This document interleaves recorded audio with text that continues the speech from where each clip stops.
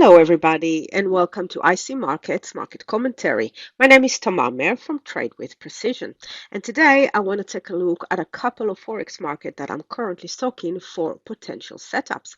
And the first one I want to take a look at is Aussie versus the US dollar. And Friday non-farm payroll saw a strength of the US dollar and quite a strong sell-off of the Aussie dollar.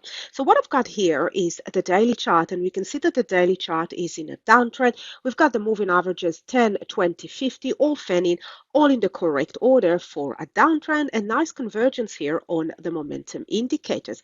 What we also have is a bit of a consolidation level and nice touches at that area in and around the 0.6550 area. We can see it was an area of support and resistance in the past. If we'll take a look here on the weekly chart, we can see that the weekly chart, big picture, is also in a downtrend. We had a deeper pullback over here, but we haven't been able to break this high. And if we'll take a look here on the monthly chart is still in a downtrend with the moving averages, in this case 10, 20, 50, all fanning, all in the correct order for this longer term downtrend. So coming back into the daily, what I'd like to see is after this big push toward another lower low, I want to see a pullback and a release of this very strong selling pressure. And I'm looking for a pullback into this level, into the 0.6550.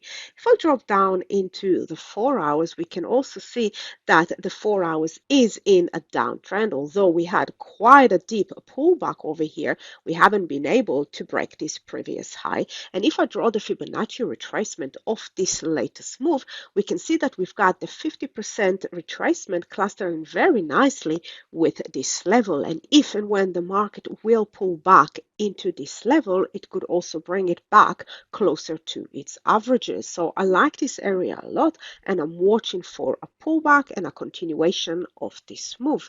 The next market that I like to look at is pound versus the Canadian. So looking here on the daily chart, we can see that we're starting to roll over, and big picture, we're making a lower high. So this low is lower than this previous low.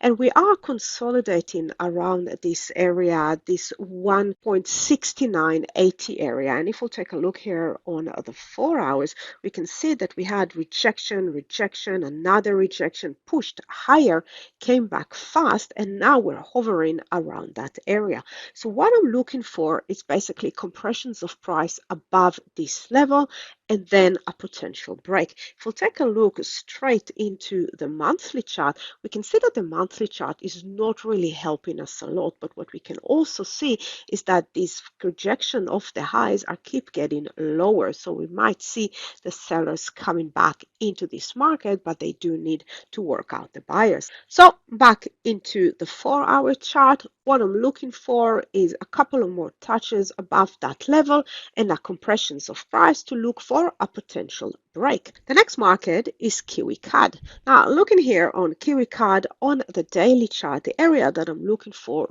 a potential pullback is in and around the 0.82 level. So first of all, we can see that that has been a level with plenty of touches in the past. The market is currently overextended, so we had a nice move to the downside. We also broke this previous low. We have nice convergence from the momentum indicators to the downside, and the moving averages 10, 20, 50, all fanning, all in the correct order for a downtrend. Now, taking a look here on the weekly chart, and we can see that we struggled here at the top before we fell from that area. We can also see the touches at that level in the past. So we already broke below it, and I'm looking for a pullback to test it from below. If we'll get a deeper pullback, then I'll be looking at a weekly level, which sits around here. It's a little bit closer to the 82.70 area, but currently where the price sits, the first level that I'm looking at is in and around the 0.82.